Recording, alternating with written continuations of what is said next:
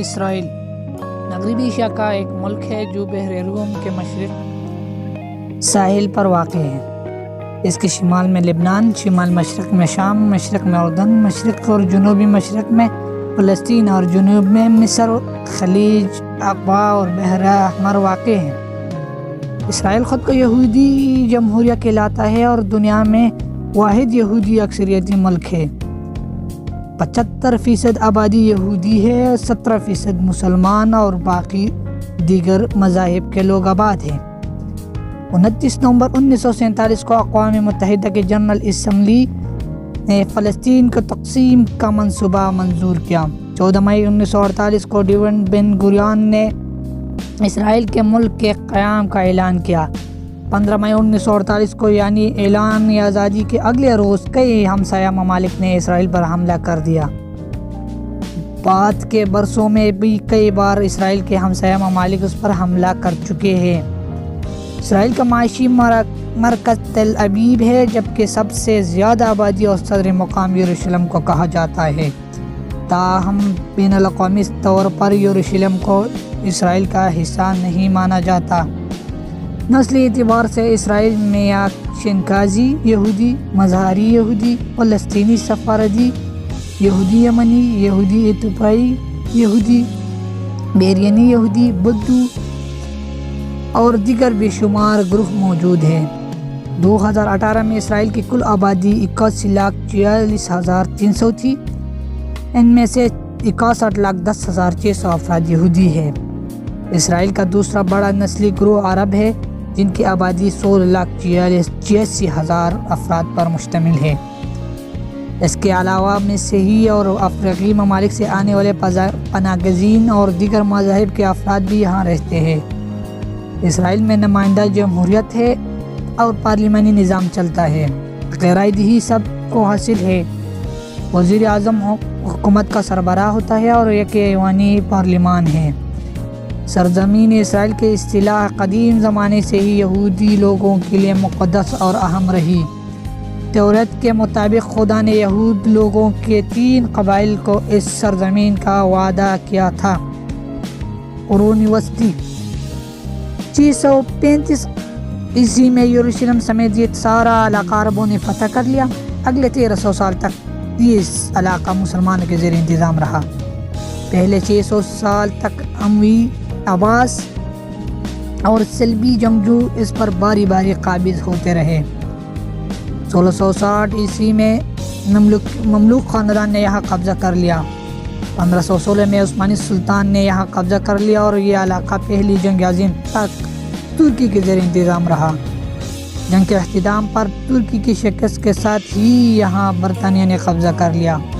1920 عیسوی میں اس علاقے کو تقسیم کیا۔ آزادی اور ابتدائی سال۔ دوسری جنگ عظیم کے بعد برطانیہ کو یہودی لوگوں سے مسائل شروع ہو گئے، جنہوں نے برطانیہ کے راج کے خلاف احتجاج شروع کر دیا۔ اسی وقت مرگ اموات سے بچنے والے لاکھوں افراد اور ان کے خاندان والوں نے یورپ میں اپنے تباہ شدہ گھروں سے دور اپنا وطن تلاش کرنا شروع کر دیا۔ تاہم برطانوی حکومت انہیں زبردستی دوسری جگہوں دیتی تھی۔ 1947 میں برطانیہ نے اعلان کیا کہ وہ کوئی ایسا حل تلاش کرنے میں ناکام رہی جس پر عرب اور یہود دونوں متفق ہو سکے، اس لیے وہ اس علاقے سے انخلا کے بارے سوچ رہا ہے۔ 15 مئی 1947 کو اقوام متحدہ کی جنرل اسمبلی نے فلسطین کے لیے ایک نئی کمیٹی بنائی۔ 3 ستمبر 1947 کو کمیٹی نے رپورٹ پیش کی۔ برطانیہ انخلا کے بعد اس جگہ ایک یہودی اور ایک عرب ریاست کے ساتھ ساتھ یروشلم کے شہر کو الگ کر دیا جائے۔ یروشلم کو بین الاقوامی نگرانی میں رکھا جائے گا۔ 29 ستمبر 1947 کو جنرل اسمبلی نے اس بارے قرارداد منظور کی۔ یہودیوں کی نمائندہ تنظیم جویش ایجنسی نے اس منصوبے کو قبول کر لیا، لیکن عرب لیگ اور فلسطین کے عرب ہائی کمیٹی نے اسے مسترد کر دیا۔ 1 دسمبر 1947 کو عرب ہائی کمیٹی نے 3 روز ہڑتال کا اعلان کیا اور عربوں نے یہودیوں پر حملے شروع کر دیے۔ ابتدا میں خانہ جنگی کی وجہ سے یہودیوں نے مدافعت کی، لیکن پھر وہ بھی حملہ آور ہو گئے اور فلسطینی عرب معیشت تباہ ہو گئی۔ اور 2.5 لاکھ فلسطینی عرب یا تو ملک چھوڑ گئے یا پھر انہیں نکال دیا گیا۔ 14 مئی 1948 کو برطانوی اقتدار کے ختم ہونے سے ایک دن قبل جوش ایجنسی کے سربراہ ڈیوڈ بن گوریون نے مملکت اسرائیل کا قیام کا اعلان کیا۔ اگلے دن 4 عرب ممالک مصر، شام، اردن اور عراق کی افواج فلسطین میں داخل ہو گئی اور 1948 کے عرب اسرائیل جنگ شروع ہوئی۔ سعودی عرب نے مصری سربراہی میں فوجی بھیجے اور یمن نے اعلان جنگ تو کیا لیکن براہ راست شریک نہ ہوا۔ عرب ممالک نے جنگ شروع کرنے کی وجہ یہ بتائی کہ خون خرابہ بند ہو اور ممالک تک نہ پھیل جائے۔ 1 سال کی جنگ کے بعد جنگ بندی ہوئی اور موجودہ ویسٹ بینک اور جنوبی یروشلم پر اردن نے قبضہ کر لیا، جبکہ مصر کے قبضے میں غزہ کی پٹی آئی۔ اقوام متحدہ کے اندازے کے مطابق اسرائیل سے 7 لاکھ فلسطینی یا تو نکل گئی یا انہیں نکال دیا گیا۔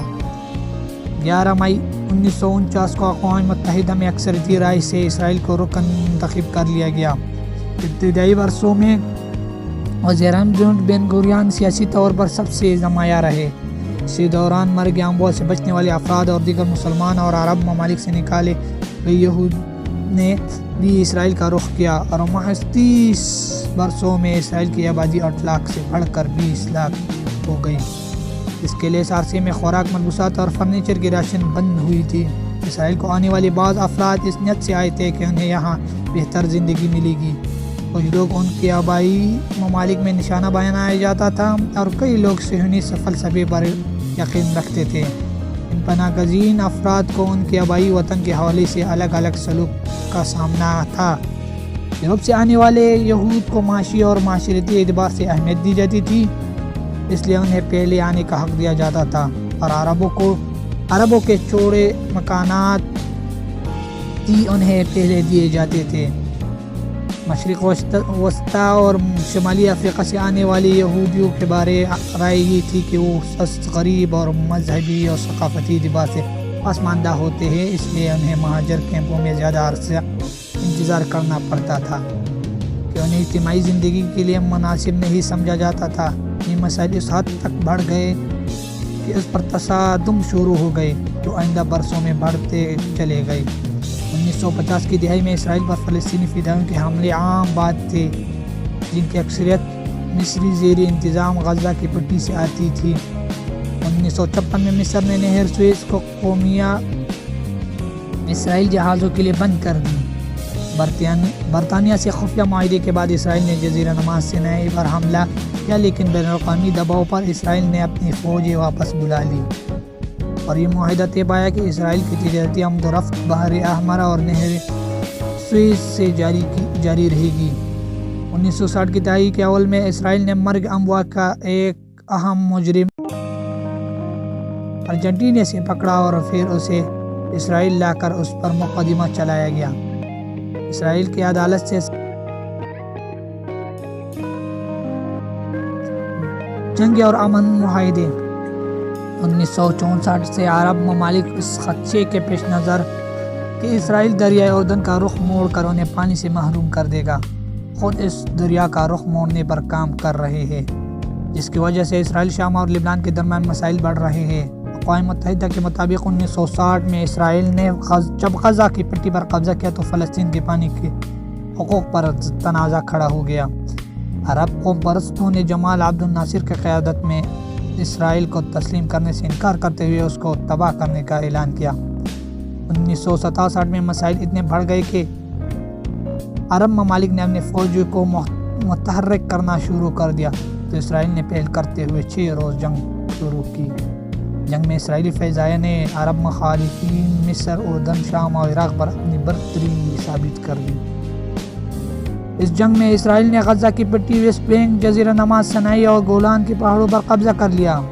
یروشلم کی حدود کو بڑھا دیا گیا اور مشرقی یروشلم بھی اسرائیل کے قبضے میں آ گیا۔ جنگ کے بعد اسرائیل کو فلسطینیوں کی طرف سے مزاحمت اور سینائی میں مصر کی جانب سے جھڑپوں کا سامنا کرنا پڑا۔ دیگر گروہوں کی نسبت 1964 میں بننے والی پیلوک نے ابتدا میں خود کو مادری وطن کی آزادی کے لیے مسلحہ جدوجہد کے لیے وقف کر دیا تھا۔ 1960 کی دہائی کے اول آخر اور 1970 کی دہائی کے اول میں فلسطینی گروہ نے اسرائیل اور دنیا بھر میں یہودی مقامات اور افراد کو نشانہ بنائے رکھا، جس میں 1972 کے منخ اولمپکس میں اسرائیلی کھلاڑیوں کا قتل عام بھی شامل ہے۔ جواب میں اسرائیل نے اس قتل عام کے منصوبہ بندوں کے خلاف قتل کی مہم شروع کی اور لبنان میں PLO کے صدر دفتر پر بھی بمباری کی۔ 6 اکتوبر 1973 کو یہودیوں میں کپورت کا تہوار منا رہے تھے کہ مصر اور شام کے افواج نے جزیرہ نما سنائی اور گولان کے پہاڑیوں پر حملہ کر دیا۔ یہ جنگ 26 اکتوبر کو اسرائیل کی فتح پر ختم ہوئی، لیکن اسے کافی سخت نقصان اٹھانے پڑے۔ اگرچہ اندرونی تحقیقات سے حکومت کی کوئی کمی یا کوتاہی نہیں نکلی، لیکن عوامی دباؤ پر وزیر اعظم گولڈا میئر نے استعفیٰ دے دیا۔ جولائی 1974 میں اسرائیل کمانڈوز نے یوکنڈا کے ایئرپورٹ پر محبوس 102 افراد کو بحفاظت بازیاب کرایا، جسے PLO کے گوریلوں نے یرغمال بنایا ہوا تھا۔ 1977 کے انتخابات میں لیکوڈ پارٹی نے لیبر پارٹی کی جگہ حکمرانی سنبھالی۔ بعد میں اسی سال مصری صدر انور سادات نے اسرائیل کا سرکاری دورہ کیا اور اسرائیلی قومی اسمبلی سے بھی خطاب کیا۔ کسی بھی عرب سربراہ مملکت کی طرف سے اسرائیل کو تسلیم کرنے کا یہ پہلا واقعہ تھا۔ 11 مارچ 1978 کو PLO کے گروہوں نے لبنان سے حملہ کر کے 38 اسرائیلی شہریوں کو قتل کیا۔ اسرائیل نے جواب میں جنوبی لبنان پر حملہ کر کے PLO کے مراکز تباہ کر دیے۔ PLO کے گوریلے پسپا ہو گئے، لیکن اسرائیل نے لبنان کے فوج اور اقوام متحدہ کی امن فوج کی آنے تک انتظام سنبھالے رکھا۔ جلد ہی PLO کے گوریلوں نے اسرائیل پر جنوبی جانب سے حملہ کرنا شروع کر دیے، جس کے جواب میں اسرائیل نے بھی مسلسل زمینی، فضائی اور فضائی جوابی کارروائیاں جاری رکھی۔ اسی دوران میں بیگن کی حکومت نے یہودیوں کو مقبوضہ غربی کنارے پر آباد ہونے کے لیے سہولیات دینا شروع کی، تو عرب اور اسرائیل کے مابین کشمکش اور تیز ہو گئی۔ 1980 میں منظور ہونے والی بنیادی قانون کے تحت یروشلم کو اسرائیل کا دارالحکومت قرار دیا گیا، جو بین الاقوامی قوانین کے تحت غیر قانونی فیصلہ ہے، اور غربی کنارے پر یہودیوں کی آبادی کو بھی بین الاقوامی برادری کی جانب سے سخت مخالفت کا سامنا کرنا پڑ رہا ہے۔ 1981 میں اسرائیل نے گولان کے پہاڑوں کو اسرائیل کا حصہ قرار دیا، اگرچہ بین الاقوامی طور پر اس فیصلے کی کوئی قانونی حیثیت نہیں۔ 7 جون 1981 کو اسرائیلی فضائیہ نے عراق کے ایٹمی ری ایکٹر کو تباہ کیا، جو بغداد کے پاس ہی واقع تھا۔ 1982 میں PLO کے مسلسل حملوں کے جواب میں اسرائیل نے لبنان میں PLO کے مراکز کو تباہ کر دیا۔ جنگ کے ابتدائی 6 دنوں میں اسرائیل نے PLO کے مراکز کو اردن نے تباہ کر دیا اور شامیوں کو شکست دی۔ اسرائیلی حکومت کی تحقیقاتی کمیشن، جیسے کاہان کمیشن کے نام سے جانا جاتا ہے، نے بیگن، شیرون اور دیگر کئی اعلیٰ حکومتی عہدیداران کو صبرا اور شتیلا کے قتل عام کا ذمہ دار قرار دیا۔ 1985 میں قبرص میں ہونے والی فلسطینی دہشت گرد حملے کے جواب میں تینوس میں PLO کے صدر دفتر کو تباہ کر دیا۔ اسرائیل اگرچہ 1986 میں لبنان کے زیادہ تر حصے سے نکل آیا تھا، لیکن اس نے جنوبی لبنان میں حفاظتی بفر زون 2000 تک قائم رکھے۔ فلسطینیوں کی طرف سے اسرائیل کے خلاف ہونے والی پہلا انتفاضہ 1987 میں شروع ہوا اور غربی کنارے غزہ میں مظاہرے اور تشدد پھوٹ پڑا۔ اگلے 6 سال تک انتفاضہ زیادہ مربوط ہوتا گیا اور اس کا نشانہ اسرائیلی معیشت اور ثقافت تھی۔ اسی دوران میں 1000 سے زیادہ افراد ہلاک ہوئے، جن کی اکثریت فلسطینی نوجوان تھے جو اسرائیلی فوج پر پتھر پھینکتے تھے۔ شمالی اسرائیل پر PLO کے مسلسل حملوں کے جواب میں اسرائیل نے 1988 میں جنوبی لبنان میں کارروائی کی۔ کویت کے بحران کے دوران میں اسرائیل مخالفین نے مسجد اقصی میں احتجاجی جلوس پر فائرنگ کی، جس سے 20 افراد جان بحق اور 150 زخمی ہوئے۔ 1991 کے خلیج کی جنگ کے دوران میں فلسطینیوں کی ہمدردیاں عراق کے ساتھ تھی اور عراق نے کئی بار اسرائیل پر سیک میزائل سے حملے بھی کیے۔ عوامی اشتعال کے باوجود امریکہ کے کہنے پر اسرائیل نے کوئی جوابی کارروائی نہیں کی۔ 1992 میں اتزاق رابین وزیر اعظم منتخب ہوئے۔ ان کی انتخابی مہم کا اہم پہلو اسرائیل کے ہمسایہ ممالک سے تعلقات کی بہتری تھی۔ اگلے سال اسرائیل کی جانب سے شمعون بریجز اور PLO کے طرف سے محمود عباس نے معاہدہ اور اصولوں پر دستخط کیے، جس کے مطابق فلسطینی نیشنل اتھارٹی کو مغربی کنارے اور غزہ کی پٹی کے انتظامی اختیارات دیے گئے۔ PLO نے اسرائیل کے وجود کو تسلیم کیا اور دہشت گردی کے خاتمے پر اتفاق کیا۔ 1994 میں اسرائیل اور اردن کے درمیان امن معاہدہ ہوا، جس سے اردن اسرائیل سے سفارتی تعلقات قائم کرنے والا دوسرا ملک بن گیا۔ تاہم اسرائیل کی جانب سے آباد کاری کا جاری رہنا، چیک پوائنٹس قائم رہنا اور معاشی حالات کا ابتر ہونے کی وجہ سے عرب عوام میں اسرائیل مخالف جذبات تھے۔ اسرائیلی عوام میں اس معاہدے کے خلاف جذبات بڑھ کے جب فلسطینیوں نے خودکش حملے شروع کر دیے۔ آخرکار نومبر 1995 میں ایک امن ریلی کے اختتام پر یزاک رابن کو ایک انتہائی دائیں بازو کے خیالات رکھنے والے یہودی نے قتل کر دیا۔ 1990 کی دہائی کے آخر پر اسرائیل بنجامن نتنیاہو کی زیر قیادت اربون سے نکل گیا اور ایک معاہدے کے تحت فلسطینی نیشنل اتھارٹی کو زیادہ اختیارات دیے۔ 1999 میں ایہود باراک کو وزیر اعظم چنا گیا اور نئے ملینا کے آغاز پر اسرائیلی افواج جنوبی لبنان سے نکل گئے اور فلسطینی اتھارٹی کے چیئرمین یاسر عرفات اور ایہود باراک کے درمیان میں امریکی صدر بل کلنٹن کے کیمپ ڈیوڈ میں باہمی مذاکرات ہوئے۔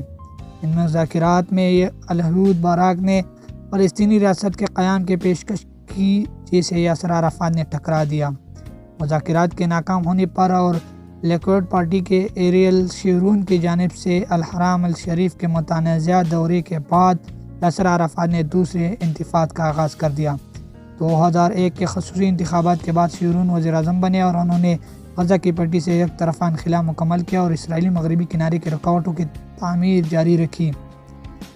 دوسرے انتفاض کو بھی کارا کر دیا۔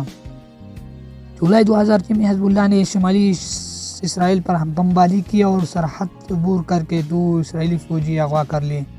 نتیجاً ایک ماہ لمبی دوسری لبنان کی جنگ شروع ہوئی۔ 30 ستمبر 2007 کو اسرائیلی فضائیہ نے شام کے نیوکلیئر ری ایکٹر کو تباہ کر دیا۔ 2008 میں اسرائیل نے تصدیق کی کہ وہ ترکی کے ذریعے 1 سال سے شام سے امن کی بات چیت کر رہا ہے۔ تاہم اسرائیل حماس کے مابین جنگ بندی کا معاہدہ ختم ہوتے ہی ایک اور لڑائی شروع ہو گئی۔ غزہ کی جنگ 3 ہفتے جاری رہی اور پھر اسرائیل کی جانب سے ایک طرفہ جنگ بندی ہو گئی۔ حماس نے اپنی جانب سے جنگ بندی کا اعلان کیا اور شرائط میں مکمل فوجی انخلا اور سرحد کو کھولا رکھا۔